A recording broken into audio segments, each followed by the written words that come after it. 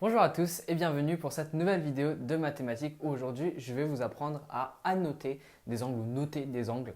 Alors, on va commencer par la définition d'un angle. Qu'est-ce qu'un angle? Je pense que vous savez déjà à peu près ce qu'est un angle. Il y a deux manières en fait de noter un angle.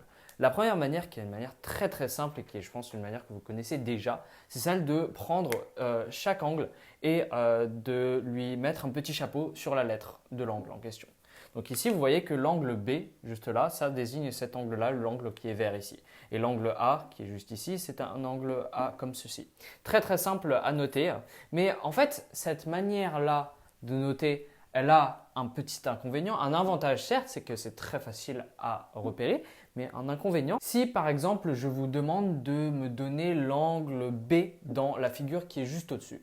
L'angle B, c'est assez difficile à noter. Vous pouvez soit faire ça, soit faire ça, soit faire ça, ou soit faire les trois en même temps.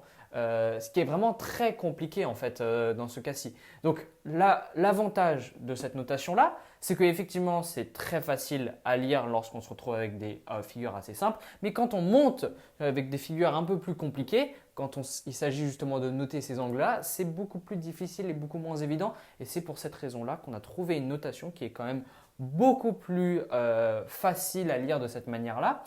C'est une notation avec trois angles différents, trois lettres différentes. Donc, imaginons que ici, par exemple, j'ai envie de noter cet angle-là, E, C, D. Et en fait, je vais prendre mes trois lettres et je vais les noter ainsi avec mon petit chapeau. Et comment est-ce qu'on lit ça? C'est très simple. La lettre qui est au milieu, elle va correspondre en fait à l'angle en question. Et les deux points qui sont ici vont correspondre aux deux autres extrémités entre guillemets de notre angle. Donc on va prendre un exemple très simple. Je vais prendre l'exemple ici, nommer d'une façon les angles repérés par une couleur. Pourquoi est-ce qu'on a dit d'une façon? Parce qu'en fait il y a plusieurs façons de nommer un angle et on va voir ça tout de suite.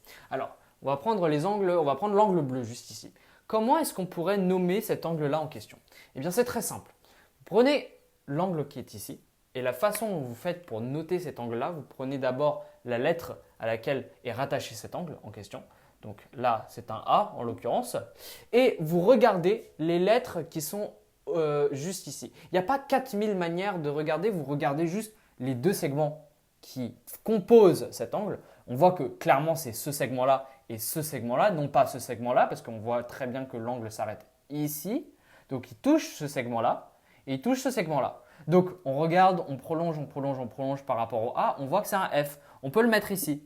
Le F, qu'il soit ici ou là, ça ne change absolument rien. On va voir après. Alors, ici, et on prolonge, on peut s'arrêter ici, on peut s'arrêter au G, on peut aussi s'arrêter au E.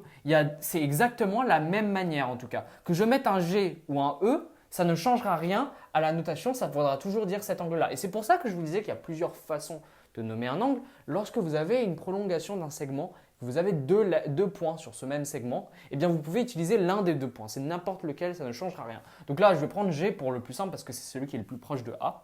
Donc ça me fera donc l'angle FAG pour l'angle bleu en question. Mais comme je vous l'ai dit, l'angle FAG, c'est aussi l'angle GAF. Cela ne change rien du moment que je garde le A au milieu. Le A doit absolument être au milieu.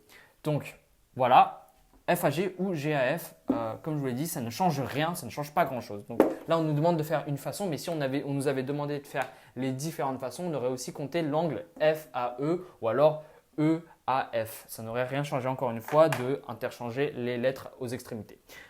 On va passer maintenant à l'angle rouge. L'angle rouge, je vous laisse réfléchir un peu. Et de la même manière que l'angle bleu, il y a aussi plusieurs manières de nommer cet angle parce qu'on voit très clairement que sur la prolongation de ce segment-là, il y a trois points différents qu'on peut utiliser. Et là aussi, de cette manière ici, on a deux points qu'on peut utiliser aussi. Donc, je vous laisse réfléchir, vous mettre en pause. Donc, du coup, l'angle rouge. L'angle rouge, on voit que le point qui le compose, c'est le point F. Le point F, il est composé ici, cet angle, de deux segments. Le segment qui prolonge de cette direction-là et le segment qui prolonge de cette direction-là. Donc, on va prolonger dans cette direction. Qu'est-ce qu'on voit comme point? On voit un point E ou un point D. On peut prendre n'importe lequel. Je vais prendre le E, ça va être plus simple. Et ici, on va prendre la prolongation du segment et on voit que c'est le point G Ça peut être le point G, ça peut être le point H, ça peut être le point B. Ça ne change rien, mais on va prendre le point G parce que c'est encore plus simple. Hein, c'est le point G qui est le plus proche du point F. Donc du coup, je vais prendre le point G.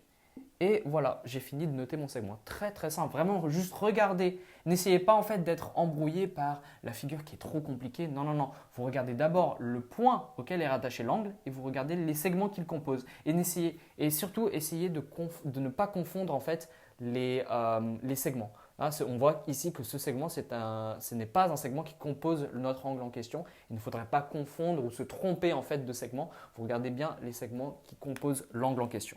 Donc, à présent, on va prendre l'angle ici, l'angle vert. On voit ici que l'angle vert est composé du point I. Le point I qui sera au milieu. Toujours, le point qui compose l'angle est au milieu de notre notation. On regarde les segments qu'il compose. Alors là, c'est un peu plus compliqué. Il y a ce segment-là, ce segment-là, ce segment-là, ce segment-là. Mais en réalité, si je retire les deux segments qui sont au-dessus là, eh bien en fait, on voit que ça ne change pas la composition de notre angle parce que l'angle est de ce côté-là, il n'est pas de ce côté-là, il n'est pas de ce côté-là, il n'est pas de ce côté-là, il est uniquement de ce côté-là. Donc techniquement, il n'y a que deux segments qui nous intéressent ici et c'est les segments IE et IC. Donc IE, ici je prends mon point E et je le mets là. Et le segment IC, juste ici, je le prends et je le mets là. Voilà. En revanche, je ne peux pas mettre le segment ID. ID, ce n'est même pas un segment. On voit clairement que ce n'est pas aligné, ce n'est pas droit. Donc, on ne peut pas le mettre ici. Et si j'avais mis par exemple le segment IB, ça n'aurait pas marché aussi parce que par exemple, ça ne fait aucun sens. On voit clairement que l'angle ici est composé de ces deux segments qui nous intéressent, ces deux parties de segments qui nous intéressent. Donc, c'est tout pour le premier exercice, mais on va passer au deuxième exercice qui est, encore une fois, ces exercices sont des exercices qui sont très basiques, sont très typiques de ce que vous aurez en évaluation. Donc, on nous demande ici de coder les angles ECD et EAC avec les couleurs respectives. Donc, ECD, je vais le mettre en noir. Et ECD, comment est-ce que je le trouve? Eh bien, comme je vous l'ai dit, le point qui est au milieu, c'est le point qui va composer notre angle. Donc, on va d'abord regarder, c'est la première étape en fait pour repérer ça. On va d'abord regarder le point C. Où est-ce qu'il est le point C dans notre figure? Il est juste ici. Ok? E, C, D. Alors, maintenant, on regarde les deux autres points aux extrémités. Qu'est-ce qui compose? E, C, D. On remarque en fait que ça fait un triangle. Ça ne fera pas tout le temps un triangle, mais la plupart des cas… Enfin, si, en fait, ça fera tout le temps un triangle. Quand on regarde un angle, ça fera pratiquement tout le temps un triangle. Sauf que si vous regardez un segment, mais techniquement, un segment peut être un triangle du moment qu'il a 3 points. Bref, un peu trop compliqué, on va pas s'attarder sur ça. Mais on regarde notre point C et il est juste ici. Et E, D sont juste ici. Donc en fait, on va faire une triangulation. E, C qui est au milieu et D. E, C, D. Voilà. Vous pouvez tout simplement lire en fait. C'est très simple. Si vous voulez faire en sorte que vous avez le bon angle ici, vous lisez tout simplement E, C, D littéralement et vous regardez si tout est correct. Et normalement, tout est correct, tout est bon.